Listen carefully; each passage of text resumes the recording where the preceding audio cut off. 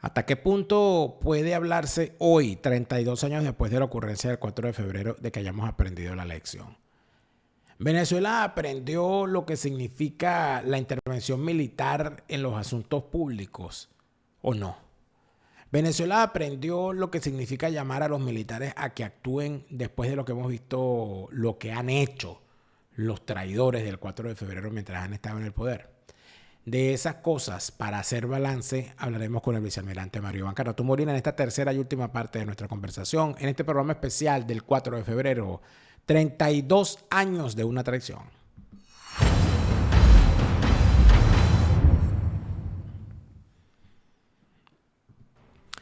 Seguimos en esta parte final de este programa especial del 4 de febrero con el vicealmirante Mario Iván Carratú Molina. Gracias por estar de vuelta. Esta conversación con el vicealmirante, por supuesto, responde a la solicitud que tanta gente nos hace cada vez que se acerca el 4 de febrero. Teníamos varios años que no hablábamos con el vicealmirante para esta fecha. El vicealmirante nos ha dado varias entrevistas sobre el asunto y debo decir que afortunadamente cada una de esas entrevistas aporta una dimensión nueva, distinta, un nuevo enfoque, una actualización. Porque pasan los años, otros personajes hablan, otros personajes se posicionan y uno más o menos puede ir entendiendo el asunto. La posición que tiene un Eduardo Fernández hoy en Venezuela, ¿a qué responde? La posición que tiene hoy en día en Venezuela un Claudio Fermín, ¿a qué responde? Todo lo que hizo Alfaro Usero para empujar la caída de Carlos Andrés Pérez, ¿a qué respondió? Todo lo que hizo Rafael Caldera para empujar la caída de Carlos Andrés Pérez, ¿a qué respondió? ¿Estaban o no estaban involucrados en la conjura del 4 de febrero? ¿Estaban o no estaban involucrados en todo lo que empujaba a unos militares a pensar en que solamente ellos podían poner orden en el país y quedarse con el país con la fuerza de las bayonetas? Todas esas cosas todas esas preguntas son pertinentes. El asunto es que muy pocos se atreven a contestarlas. Tengo que hablarles por posición personal. Muchas veces hay gente que me dice, bueno, pero ¿hasta cuándo tú le vas a preguntar? ¿Hasta cuándo entrevista a Carratú? Entrevista a otro. Es que uno busca a otro y los demás no quieren. Hay connotados personajes que dicen ser Carlos Andresistas, o que dicen ser dirigentes políticos de esa época, que uno les pide una entrevista, no para jalarle bola ni para atacarlos. Y yo hago muy pocas entrevistas, sino para que quede constancia de su testimonio sobre eventos históricos y se niegan. ¿Y por qué se niegan? En principio porque le tienen miedo a la verdad. En segundo lugar porque no están dispuestos a que alguien les cuestione lo que van a decir. Y no se trata de que uno vaya a armar un paredón, pero uno tiene que hacerle las preguntas que corresponden. Y en cuarto lugar tienen la conciencia tan sucia algunos por haber fracasado, por haber traicionado, por haber conectado, por haberse callado cuando debieron haber hablado. Y lamentablemente le tienen miedo a un micrófono porque saben que van a quedar al descubierto. No voy a nombrar a nadie, claro está. No es lo que quiero decir. Lo que estoy tratando de explicar es que en efecto el vicealmirante Mario Iván Carratú es uno de los pocos que cuando Daniel Lara Farías le pide alguna explicación sobre algún tema, que algunos salen al aire, como en efecto esta entrevista, y otros no, porque le consulto sobre cosas particulares que él podría conocer y muy amablemente me responde. Hay otros que ni siquiera contestan el teléfono. Hay otros que cuando saben que uno los anda buscando, empiezan a buscar la manera de ver cómo se van a zafar.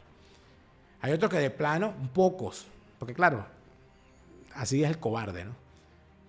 Pocos son capaces de decir que no, sino que salen y dicen, no, bueno, vamos a ver, yo te aviso. La cobardía. Pero de plano que me hayan dicho que no, como 2 o 3. Les agradezco, porque si no insisto más. Pero la gran pregunta, el gran planteamiento es, no se trata de que me den una entrevista a mí, o que me echen el cuento a mí, pero echen el cuento. Escriban un libro, escriban sus memorias. Paulina Gamos, la quiera usted o no la quiera, la señora escribió un libro de memorias y dejó su posición bien clara. Américo Martín, lo quiera usted o no lo quiera, dejó 2 tomos de memoria. Enrique Tejera París dejó 3 tomos de memorias. Pedro Mogna dejó una memoria muy buena, por cierto, la de Pedro Mogna. Tiene información importante, a pesar de que Pedro Mogna no tuvo la participación que tuvieron otros. Él estuvo allí, vio muchísimas cosas y nos permitió leerlas, conocerlas.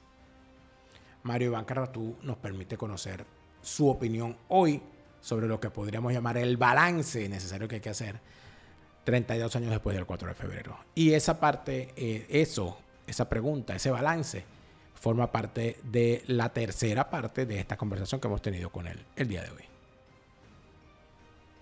Aceptar lo inevitable es el objetivo, ofreciendo como oportunidad o desgracia la reencarnación. Una mosca que nos enseña a valorar lo que somos y una abeja que muestra lo peor de nosotros. 3 días y un relato bastarán para saber que la vida es el mismo infierno. Carelis Bustos presenta La vida es el mismo infierno, una tragicomedia que de manera sarcástica y graciosa revela la cotidianidad, su crueldad y lo felices que podemos ser si vemos el mundo con un enfoque diferente. La vida es el mismo infierno de Carelis Bustos, cómpralo ya a nivel mundial en Amazon. Han pasado 32 años del golpe del 4 de febrero. Usted nos comentaba que este año usted cumple 11 años, acaba de cumplir 10 años en el exilio forzoso. Bueno, Chávez murió en el poder. ¿Okay? Están gobernando los que o lo acompañaron en el golpe o se sumaron luego al carro de su movimiento político. ¿Qué balance hace Mario Iván Carratú Molina hoy de estos 32 años? ¿Y qué avisora Mario Iván Carratú Molina para los próximos años después de estos eventos? Bueno, me permito cambiarte la palabra del balance. Yo creo que nosotros los venezolanos tenemos que hacer una autopsia del cuerpo inerte de una república que está destrozada, grave, con signos vitales muy pobres. El primero es que no tiene ciudadanos. El segundo es que no hay instituciones. El tercero, que estamos tomados por países extranjeros, guerrilleros y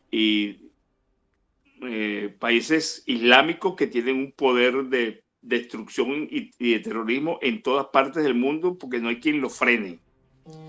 Y una sociedad engañada, manipulada por un grupo político previo y post 4 de febrero, que esta historia de 23 años aproximadamente de mentiras, falsedades, trapisondas, negocios, corrupción y manipulación de un ciudadano que decidió irse porque perdió la confianza en todos. Y ahora vienen y nos proponen un cambio político por una persona que le llegó al pueblo por descarte, porque hace 11 años atrás era también unas primarias con otros, con Pablo Medina, con López, con Capriles, con el que era gobernador del estado Zulia, Pérez, Pablo Pérez, y con Diego Arria. Me refiero a María Corina Machado, la señora María Corina. En ese entonces hubo una primaria que la decidieron Borges y Teodoro Pecofe Maracaibo, y escogieron a Rosales. Me consta eso.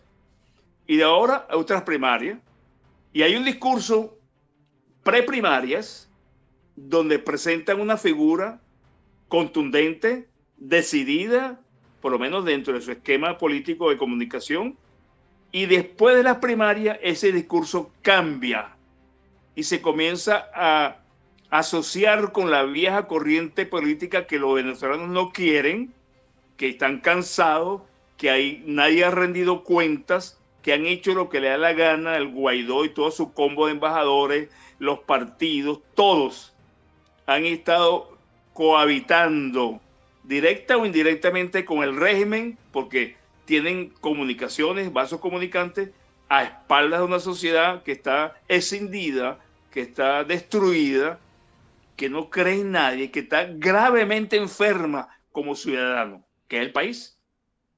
Entonces, yo no puedo prometer un cambio político de algo que no estoy en capacidad de llevar adelante.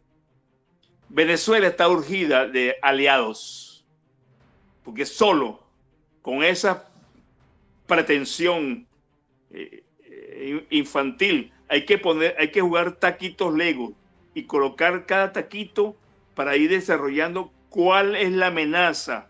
La amenaza no es Maduro, la amenaza está más arriba de Maduro, más allá de las fronteras. Son las corrientes que quieren tomar América Latina, que ya la están tomando, y enfrentar a los Estados Unidos quizás en un conflicto regional, así como Ucrania, así como el Medio Oriente, y eso es lo que está por verse. Ese es mi diagnóstico actual. Avanzamos a una situación, una escalada de conflicto donde la elección, haya o no haya elección, yo no considero que la habilitación o no sea un factor de discusión. El gobierno es totalitario, no hay leyes, no hay Estado de Derecho y no hay sistema jurídico que defienda esa posición. Comentarios, muchos. Opiniones, calificadas o no, muchas. Pero el hecho de que el gobierno traspase el poder, no lo veo ni siquiera en sueños. Y me disculpan las personas que tienen la esperanza y que tienen la credibilidad que esto va a cambiar pronto. Esto no cambia si no hay una acción aliada. ¿Cómo repatrias tú a los venezolanos que están fuera? Si es que tomas el poder. ¿Cómo expulsa del país a la guerrilla que tiene controlado todo el eje fronterizo occidental, la parte de la Gran Sabana, las empresas básicas de Estado, lo que queda, el casco de Venezuela, la frontera? Todo está tomado por fuerzas extranjeras, militares, paramilitares y terroristas. Entonces, ¿con qué fuerza armada yo me sostengo? ¿Con qué estructura yo voy a asumir el poder y voy a ordenar? Es que eso es un vaso de agua que tú te lo tomas y mañana estás sano, se te quita la tensión con una pastilla. No, no, no. El proceso nuestro es difícil, multifactorial y multidimensional. Aparte de eso, la solución no es perentoria. Este es un proceso que lleva más de 32 años en gestación y que han destruido el país. Países que nos tenían envidia o rabia. Países que no nos aceptaban porque yo lo experimenté en las giras que hice con el presidente. Las críticas y las cosas que yo escuchaba era que nosotros éramos mal vistos. El embajador de Colombia en México, Guadalajara, en el hotel que estábamos alojados, yo vestí de civil en las giras internacionales del presidente y escucho al escritor colombiano de García Márquez, que le dice al embajador: los venezolanos son unos pendejos y lo vamos a controlar. García Márquez al embajador colombiano en México. Yo escuché eso, no se dieron cuenta quién era yo. Yo fui a hablar con el presidente. Le dije: mire, acabo de escuchar esto. García Márquez es amigo suyo.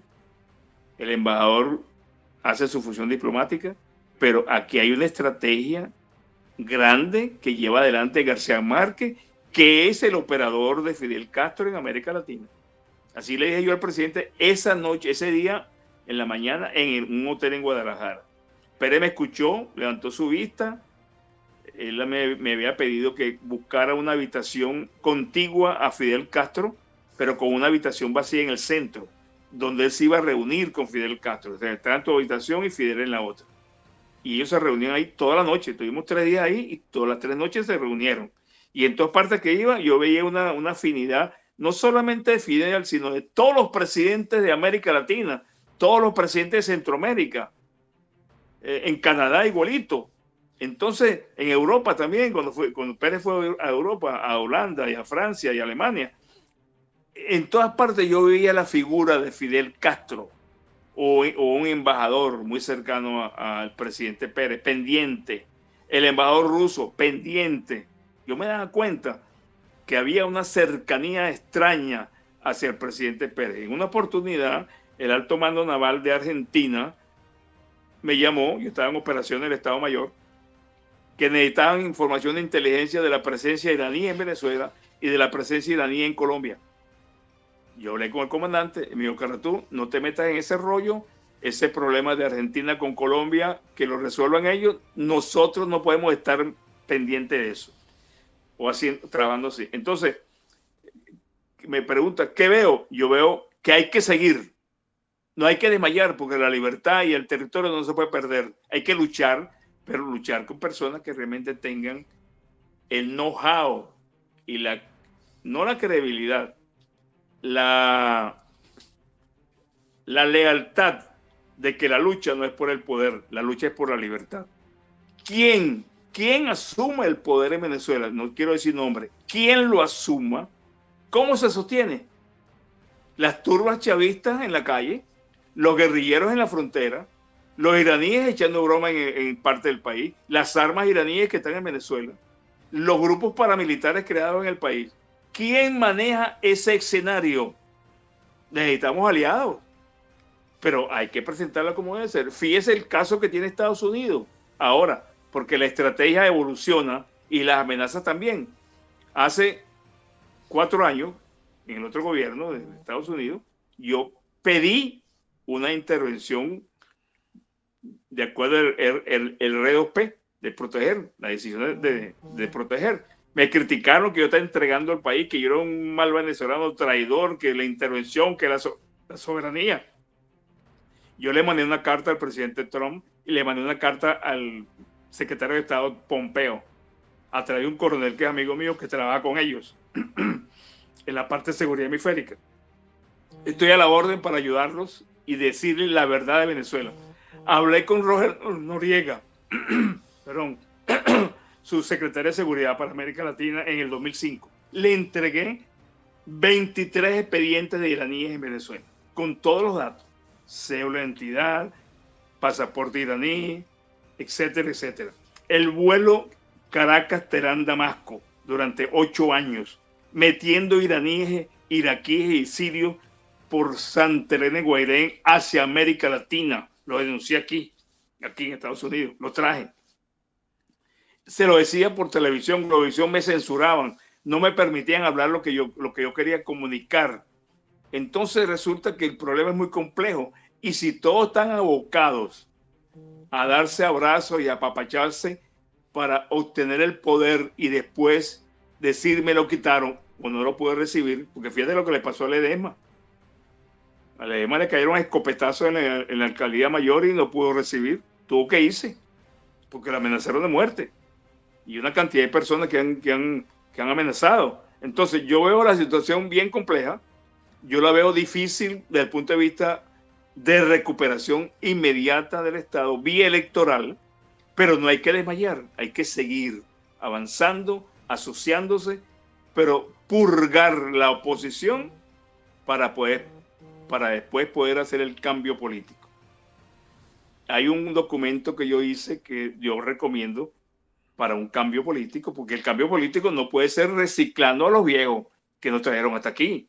Hay que buscar gente nueva, pura, profesional, ética, que haya rendido cuenta, que sea sometido a una experticia de bienes, de ingresos económicos, de cómo se mueve en el país, en qué trabaja, y no va a ser un funcionario del Estado para hacer negocios.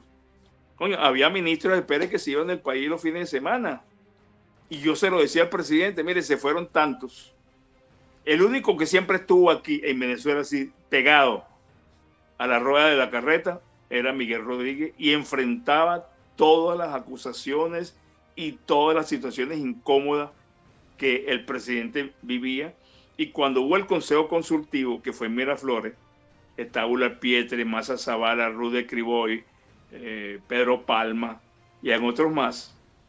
Yo llamé a Miguel por teléfono y le dije, mira Miguel, te están cortando la cabeza, te van a sacar del cargo.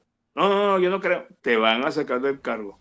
A los 3 días Miguel estaba en el Banco Central y a los 3 meses estaba en Washington, en un cargo en el Banco Mundial o Banco Interamericano de Desarrollo. O sea, acabaron con el cambio político que Pérez proponía y ejecutaba medianamente bien o bastante bien, porque no tengo por qué calificarlo, pues no tengo la experiencia ni el nivel para ese tipo de calificación, pero el país estaba mejorando y en todas partes que iba con el presidente Pérez estaba negociando, mercadeando a Venezuela. La agenda de Pérez en el exterior, que la gente hablaba tanta paja, comenzaba a las 6:30 de la mañana con un desayuno y terminaba a las 12 de la noche en una cena con empresarios, políticos, embajadores, sí, ese tipo de personas, políticos de cada país, senadores, diputados. Era una agenda continua todo el día. Igual que una de tantas, una mujer infiel. ¿Qué oscuro secreto se esconde detrás de una mujer adúltera? El doctor Danilo Tegler, con más de 30 años de consultas especializadas en matrimonios, lo cuenta todo sobre la infidelidad femenina. En su libro La mujer adúltera, el doctor Tegler aborda cómo razona la mujer infiel, cómo detectarla a tiempo y sobre todo, qué hacer cuando la traición de una mujer adúltera es descubierta. La mujer adúltera existe y no es un bolero. La mujer adúltera del doctor Danilo Tegler, a la venta a nivel mundial en Amazon. Yo me levantaba y los asesores inmediatos del presidente, que era el embajador en cada país, y algunos venezolanos que estaban presentes, y se hacía la agenda diaria. No había un momento de descanso. Y Pérez era un hombre que tenía 73 años, no era ningún chamo. O sea, el tipo le ponía. Y después, cuando estuvo preso, yo fui 3 veces a visitarlo siendo militar activo, porque la casa militar es hasta que el presidente se muere, de ese presidente. Pérez dormía en un catre, en un pasillo de prisión, montado sobre 4 bloques, una mesita de cartón que era una mesa, una caja de manzanas, una lamparita y unos libros. Esa era la prisión de un hombre que fue presidente 2 años. Yo le dije a los adecos en una reunión que me invitaron en la oficina de ellos, en el edificio de Acción Democrática, por ahí por el Rosalbo. Yo le dije, mire, el presidente Pérez los hizo ustedes millonarios y ustedes le pagaron con la traición. Ustedes derrocaron a Pérez y lo expulsaron del partido. Me sorprende ahora, hace un año, hace menos, unos movimientos nacionales para celebrar los 10 años del presidente Pérez. Todos farsantes, todos mentirosos. Abandonaron a Pérez cuando estaba en el momento más crítico. Pérez estuvo solo. Pérez me llevaba a mí para todas partes. Yo iba para Luchila y Pérez me decía, mire, acompáñeme. Cuando hubo que sacar las hijas de Pérez del país, Pérez lloró en mi presencia porque estaban amenazadas de muerte. En el colegio donde estaban no aceptaron la seguridad que yo les mandaba a las hijas del presidente para protegerlas después del golpe. En el alto mando militar, desastre. En los cuarteles, una murmuradera. No había respeto a la figura presidencial, independiente que fuera. El alto mando militar desbalanceado. No tenía autoridad ni mando. Los partidos peleándose por la botella vacía. O sea, en eso se destruyó el país. Se perdió la coherencia y se perdió el factor más importante, que es la fuerza y estructura del ciudadano. Ya no cree en nadie. Ya no creen ellos. Así es. Vicealmirante, muchas gracias por esta conversación y esperamos, bueno, seguir colectando todas esas vivencias a lo largo de todos estos años de vida pública que usted ha tenido. Quiero decirte algo al final. Primero que todo, las gracias a ti y a la audiencia con sus opiniones pueden reforzar o no lo que yo estoy diciendo. A mí me incomoda, no que me molesta anímicamente, sino me incomoda cada vez que aparece un libro que habla de la conspiración, que habla del golpe de Chávez, que la culpa es de los militares y los militares no tumbaron a Chávez, a Pérez. Pérez derrotó a los militares y derrotó la conjura.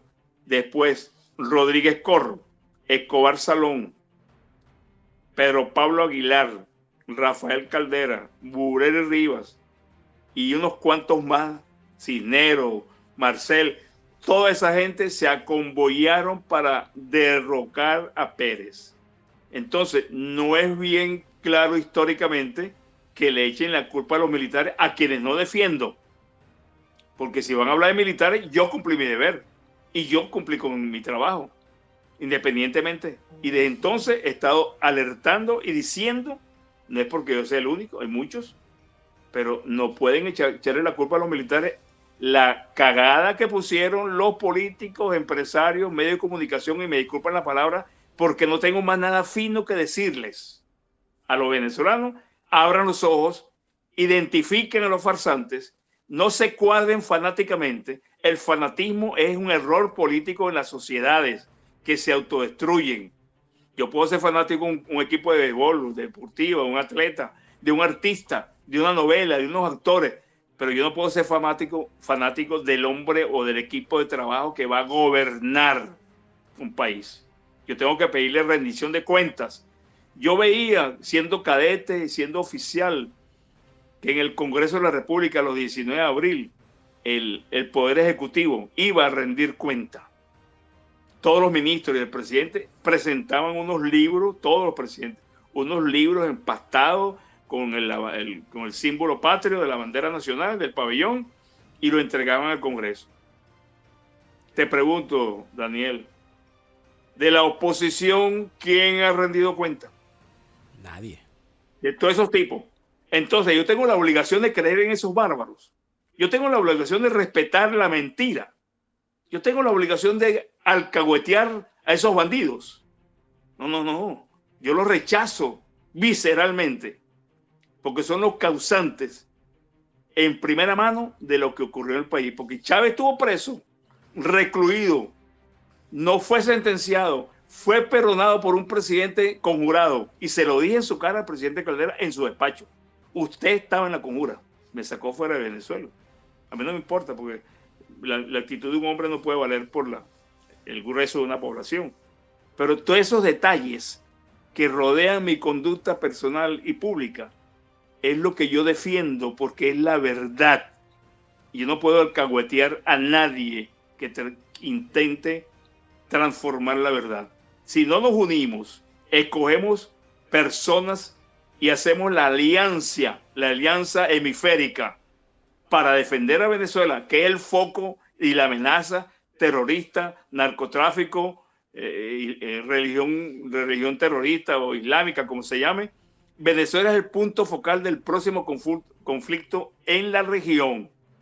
Y estamos creyendo que la broma se saca con un botico, con un sobrecito o con un dedo en una tecla de un computador. No, estamos equivocados. No conocemos la amenaza. El político de hoy en Venezuela, los medios de comunicación y toda persona preocupada por el país tiene que pensar fuera de la caja. Lo tradicional, lo que ha ocurrido antiguamente. No, todo eso ya es pasado. Estamos frente a una amenaza continental y que está creciendo con la grave situación de que Venezuela perdió a los ciudadanos. 6 millones fuera es prácticamente entregar el país. Y los que están adentro no saben lo que está pasando. Y los otros robando. Te vengo yo a prometer un cambio con la misma basura de anterior. Me disculpan, a lo mejor la palabra basura no es decente o es muy pobre, pero hay que actuar y hay que ponerse los pantalones y no seguir comiendo cuentos. Buenas tardes, Daniel. Gracias por la oportunidad. Y me disculpan si me salí de los cabales, porque algunas veces la parte emocional me llega. Muchas gracias, Mario. Gracias. La vida, las experiencias, el arte y Venezuela. Todo eso se lo dio la luna a una niña que hoy cuenta una maravillosa historia. Lo que me dio la luna de Zaida Belén Martínez es una historia de familia, sus valores y tradiciones, vista desde los ojos de una niña que juega con la luna en una vieja casa familiar. Lo que me dio la luna de Zaida Belén Martínez, con las cosas bonitas que nos unen a Venezuela. Cómpralo ya en Amazon. Se lo repite, Lara Farías, Chávez se murió y no vuelve. No te deprimas, siente alegría. Escucha bien lo que te estoy diciendo. Te lo